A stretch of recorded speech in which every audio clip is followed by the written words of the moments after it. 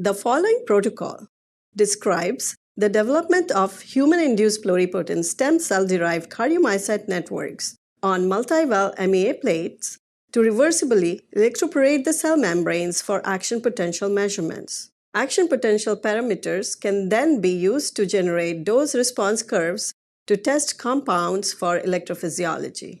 Multiwell MEA coating and cell plating are the most challenging steps that need special attention. One must perform these steps diligently and swiftly to prevent droplet spreading and drying out.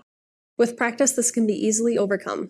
We developed a custom graphical user interface for signal segmentation, quality assurance, and parameter extraction.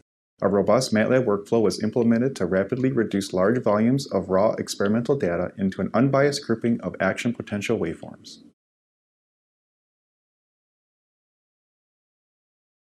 Begin by thawing human-induced pluripotent stem cell-derived cardiomyocytes according to manuscript directions.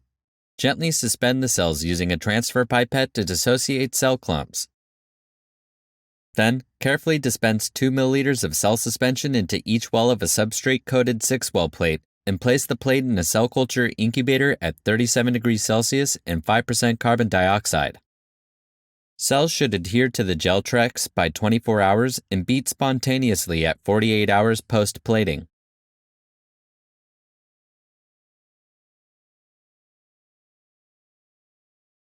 Two days prior to plating, add 0.5 milliliters of human iPSC-Cardiomyocyte culture medium to each well of a 24-well multi-electrode array, or MEA plate, and perform a baseline recording to verify signal-to-noise ratio as a quality check of the MEAs. Then, aspirate the medium.